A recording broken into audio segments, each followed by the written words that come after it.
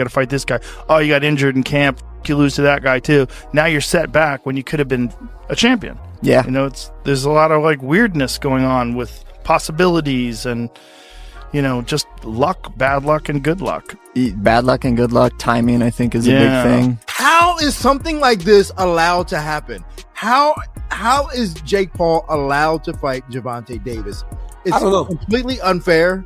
It is completely just, I can't say the word that I want to say because I don't want to get canceled. And then going out there and taking on a guy that is maybe 92 pounds heavier, that is at least 65 pounds heavier than you.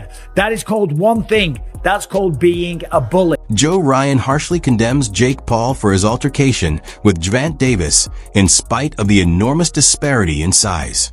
He says that weight divisions are there to protect boxers and that there are significant hazards involved in disregarding them. He claims that Jake is more concerned with event promotion than boxing justice. Tank might be seriously hurt by Jake's much bigger frame and strength, which would make the clash risky and needless. Sure, but no time limit within the weight class. Yeah, that'd be sweet. That would be pretty that'd be pretty wild. Yeah, that'd be pretty crazy. Because you know, like two guys are facing off each other, like, and they know, like, there's no rescue every 5 minutes. Yeah. And you go into it knowing you're either getting knocked down or submitted, or you're doing that to the other person. Michael Bisping expresses grave reservations with Jake Paul's choice to take on Gervonta Davis in the face of such stark weight disparities. He notes that Jake is getting ready to face a fighter who is almost 100 pounds lighter than him, which defies the sport's inherent equilibrium. As Mike Tyson is 58 years old and has been retired for a long time, Bisping remembers how the bout with Tyson initially appeared dubious. Now, the fact that this fight with Tank Davis seems to be motivated more by Jake's desire for personal gain than by fair competition just serves to heighten the debate. Boxing thrives on equal bouts, according to Bisping. However, this fight is so skewed in Jake's favor that it appears to be more of an attempt to obtain personal benefit at Tank's expense than a fair contest. One thing, that's called being a bully. It was bad enough when he fought Mike Tyson, a man that was 58 years old, and he was walking around like, I just beat the baddest man on the planet. I just destroyed Mike Tyson and went out there and I beat him, and him and his brother are all celebrating and shit like that. It's like, dude, what are you doing? What don't you understand about this? If you want respect from your peers, if you want everyone on the planet to look at you and take you seriously and give you credit as a boxer, you have to take on challenges that are real. You have to go up against someone that keeps you up at night, against someone that gets you out of bed in the morning to go for a run because the fear of them beating you down is real. Not going up against someone that is so small. If you were to go up to this guy in a bar and try and start a fight with them, people would look at you and say one word, whoa, stop being such a bully. Leave him alone. You are way bigger than this guy. And that's clearly what we have here. It is ridiculous. When you look at the tail of the tape, Gervonta Tank Davis, granted, a very, very skilled boxer, a world champion. He's had some great wins. He's had a tremendous career. He's got 28 knockouts on his record. I'm just looking at the tail of the tape here. 30 years old, Jake Paul, 28. Gervonta Davis is 5'5" tall, whereas Jake Paul is 6'1". I would never dream on picking on a guy that is 5'5" tall. Granted, there's some tough guys out there that are 5'5", okay? They're smaller guys, but for 5'5", they'll pack a good punch. Typically, they're mixed martial artists or boxers, yeah. Teddy Atlas draws attention to the stark size disparity between Jake Paul and Gervonta Davis during their face-off. According to him, Tank is so little in comparison to Jake that he would require a ladder in order to reach Jake's chin. Atlas underscores that the size disparity in this instance is just too much, even though he acknowledges that variations in talent and technique are a natural aspect of the sport. Tank's physical limitations prevent him from efficiently reaching Jake, which gives the fight an unmatched appearance right away. Jake Paul's activities are more about promotion than competitiveness, as Joe Rogan notes. He clarifies that by creating odd matches, these battles are intended to pique interest and draw in casual spectators. Rogan claims that the talk about betting and the theatrics surrounding these fights are more about making headlines than they are about actual athletic quality. Even though the bouts don't make much sense, He thinks Jake knows how to maintain his reputation and uses boxing as a platform for promotion. Things, right? They should also have like the size of the ring, the size of the glove, all that stuff. Particulars should be in the contract. But I would probably look for one thing that is not the common thing to have in a contract if I'm Tank. A ladder. A ladder. Can I get a ladder? Somebody? You know what I mean? Hey, look, all kidding aside, if he hits him on the chin the way he can punch, Jake might be doing a dance. You know what I mean? Not voluntarily either. But we'll get into that more later. The thing that I'm talking about right here is what you said. It was stark. The size difference was really, you couldn't ignore it. We understand the talent difference, the experience difference. We understand all of that. But the size, the pure, and we understand small guys can beat big guys. We just saw Crawford do it to Canelo, but a little different. The size difference was, it was eye-catching, jaw-dropping, and it made me think, and I'm going to ask Richie, our man here who's doing all the taping, who does such a marvelous job. I'm going to ask him, because I know he's an expert in this area, but it reminded me of one of the Rocky movies where they had the face, where they did the wrestling thing with Rocky and Hulk Hogan, a.k.a. Thunderlips. He was Thunderlips back there. According to Leonard Ellerby, Tank Davis wasn't mentally prepared to take on Lamont Roach.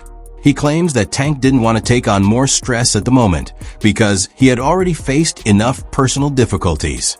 Despite supporters' expectations, the battle never transpired because of this lack of drive.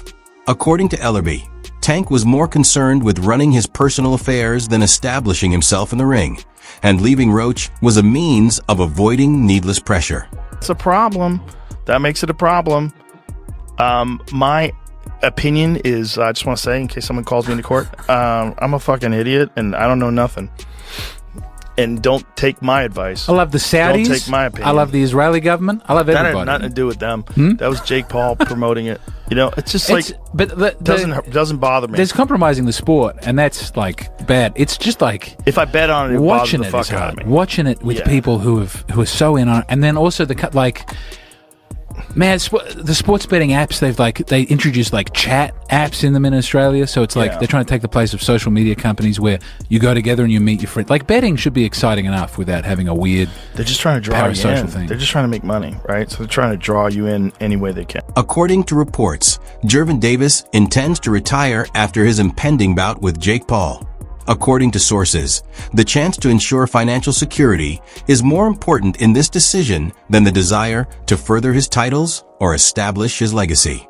According to observers, Tank's decision to accept the fight seems to be driven more by the big purse he will receive than by any desire to advance in his career or compete.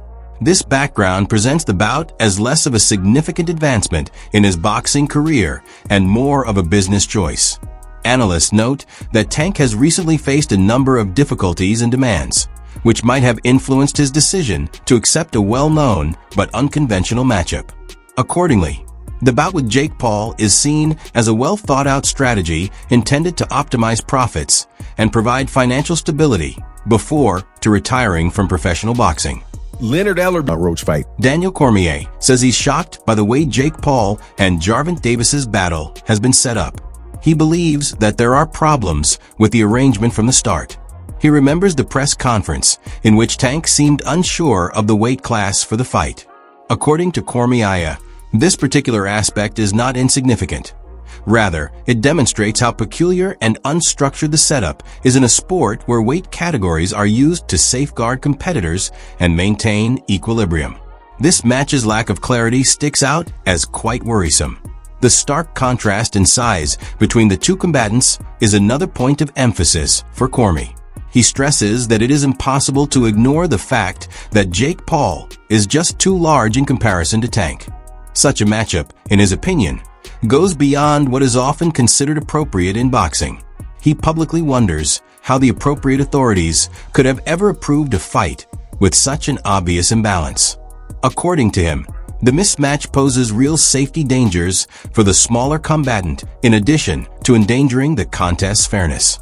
For Cormier, this fight exposes the perils of putting entertainment above fair competition and speaks ill of boxing standards. What you make? Like, let's go band for band on what you making. Again, there's nothing wrong with Tank going to get his money, but let's all be clear that that's all the fight is for Tank. He's telling you without telling you that he's fighting Jake just because he's getting $40 million. So when we talk about boxing being dead, Tank has to line up at the front of the line. I can't blame him, but don't throw around, oh, boxing's dead and people switch sides and all of that. You chose not to be great. That's it. You chose not to be great. Stuff like that, choices like that will kill boxing. For sure. On a competitive level, it won't kill it on a business level. On a business level, until people run out of interest in these kind of matchups, it'll do well. On a competitive level, choosing not to fight the best will kill the sport. So maybe it's better if people like Tank aren't in the sport. And I don't even say that because I want that to be the case. I think Tank is ridiculously talented, but you can't want a fighter to fight more than what they want to. You can't. Tank fans or Tank people that like Tank and think he's one of the best, you can't want it for him. And then Shakur came back with, that's how I know you soft. I can't even go back and forth with you, soft ass. You rather pop to me on social media than get in that fire and get embarrassed. I get it. Peace and blessings upon you, cuz. He says, the people got you chest out so bad. You talking like you a killer, forgetting that you the one that runs, bitch. I'll be bring the fight to you. This dude, a made-up character. Quote, blessings upon you. Clown-ass dude, wanna be Kevin Gates? Oh my goodness. I mean, here's the thing though. You can't say that stuff about Shakur if you're not willing to fight him. This is the point I think that we're going to come to today, is that Tank can say all this stuff he wants, but if you're not willing to fight Shakur, then none of it means anything anymore. Even if you believe that Tank is going to knock him out, even if you believe that Shakur is a runner, or that he's not in the trenches, or he's not a boxer that's willing to bring the fight or whatever, none of it matters. You're talking from the sideline because you won't